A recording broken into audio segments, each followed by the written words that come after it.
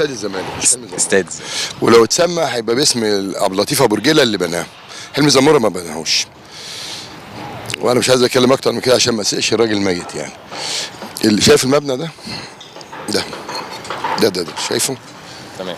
ده المبنى الاجتماعي 2005 كان عباره عن 5 توليتات بيطلعوا روائح كريهه وصاله معفنه وقرار ازاله. كله خاف يشيله. لما شلته نفس العيال السفله اللي بيتجرموا دلوقتي الرمز والتاريخ والجغرافيا كان بيتلعب فيه قمار، كان بيسكروا فيه. خلاص؟ عمره كان رمز ولا ده مش هرم. المبنى اللي انت شايفه ده، لا شوفوا تاني كده بقى. كان مساحته قد ايه؟ حوالي 40 متر 50 متر. طبعا انت كنت صغير ايامها وبتيجي بتشوف. اول ما شلته الهيجان حصل. والتاريخ يا جماعه في قرار ازاله، التاريخ والجغرافيا. شايف بقى عامل ازاي دلوقتي؟ تمام. 1200 متر 9 سنين متساب لغايه ما يجي مرتضى منصور يبنيه تاني. على فكره ده بيتعمل هنا حمام سباحه. المكان ده حمام سباحه، ده رابع حمام سباحه يتعمل في النادي. تمام؟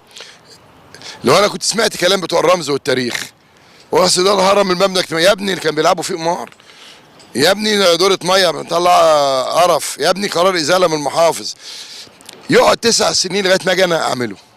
زي ما انت شايف صرح كبير الحمد لله 1200 متر قدامه حمام سباحه. الغراب ده بيبقى 5000 غراب في اليوم، ده هو ده هيجيب اخواته. الغراب ده بيجيب الفقر والنحس. تمام؟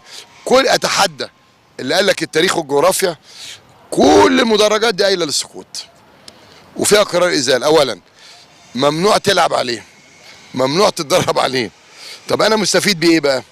التاريخ والجغرافيا. طب يا بتاع التاريخ، هو نادي الزمالك كان فين قبل كده؟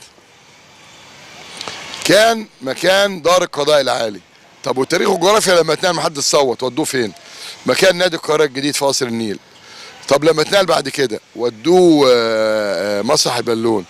لما اتنقل بعد كده ودوه هنا. ما حدش صارخ، ما حدش، لان هو مرتضى منصور بيعمل الدنيا هايجه. تمام؟ بس انا ايه ولا في دماغي الكلام ده واخبطوا دماغه في اقرب حيطه. ما دام انا ومجلسي ما حدش خد مليم عموله، يا بتوع العمولات والسمسره يا اللي مصيتوا دم النادي، واخد بالك؟ حسن حلمي نفسه خد جزء من النادي عملوا بوتيكات. ولما خد جزء من النادي وعملوا بوتيكات وبتضر يقول لك يا عظيم شوف حسن حلمي بيجيب لنا في السنه مليون جنيه. يا اخي ده بجيب لك 2 مليار و200 مليون. يا اخي خلي عندك دم. والحمله دي مش هتجيب تاثير فيها لسبب بسيط جدا. لو انا واخد مليم عموله ما هو انا ممكن ايه وغير بيعمل كده. يا اخي ده بجيب لك 2 مليار و200 مليون. يا اخي خلي عندك دم. والحمله دي مش هتجيب تاثير فيها لسبب بسيط جدا. لو انا واخد مليم عموله ما هو انا ممكن ايه وغير بيعمل كده.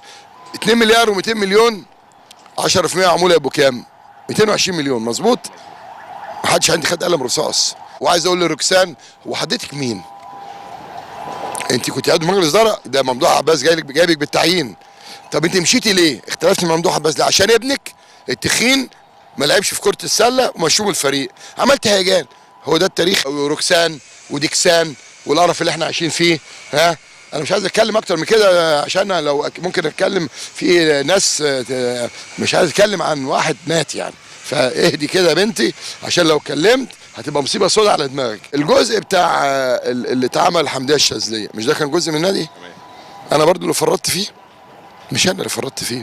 انما لما يجي لي عرض ب 2 مليار و200 مليون واعمل استاد باسم استاد الزمالك عبد اللطيف ابو رجيله سابقا، لان اللي عمل الاستاد ده مش محمد حسن حلمي، اللي عمله واسال والدك عبد اللطيف ابو رجيله. احنا بنزق على فكره انت عايز ربنا يكرمك ما تزيفش التاريخ. وبعدين الرموز ايه؟ ما تيجي تشوف اللي انا عامله. شوف الصالات جلال معوض، فهمي عمر، مجدي مين افتكرهم؟ مجدي شرف. حضرتك هتيجي تشوف الاسبوع الجاي اللي يفضل بقيت يفضل يكمل زكي عثمان، حسن عامر، احمد مصطفى، احمد رفعت، ابو رجيله، نبيل نصير، حمد امام. الناس المنسيه دي كل ملعب باسم رمز من رموز النادي. شوف المتحف اللي اتعمل الممر اللي كان الناس بتخطف فيه، هو ده التكريم. انما تقعد تنطط لي تقول لي التاريخ، تاريخ ايه؟ ده في 42 عفريت بيطلعوا كل يوم هنا. انت ناسي 42 واحد اتقتلوا برضه هنا اهو. انا بقى خليه لما استفيد لما اعمل استاد عالمي 60,000. يعني ايه 60,000؟ استاد في 6 اكتوبر استاد، وانا قلت لاي شركه تيجي قبل ما اسلم ده الاستاد الاول لما 60,000 اول حاجه هلعب موتوشتي عليه. نادي الاسماعيلي جاي يلعب مثلا الاهلي او اي نادي هنا، واخد بالك؟ اجره له. فالكلام الفارغ اللي بيتقال اصل الرمز والتاريخ، تاريخ مين؟ انا مش عايز اتكلم اكتر من كده، مش عايز اقول مين اللي كان بيقعد يلعب قمار طول النهار في نادي الزمالك، ها، وكان بيتقاسم مع اللعيبه في الفلوس. عيب، رمز ايه وزفت الطين ايه؟ فانا ما بيهزنيش الكلام ده، لا خالد الغندور هيهزني، ولا الحمله اللي عاملها شوبير هتهزني، ولا الكلام ده ليه لازمه عندي. انا بعمل لمستقبل النادي، والدليل المبنى الاجتماعي ده تاني.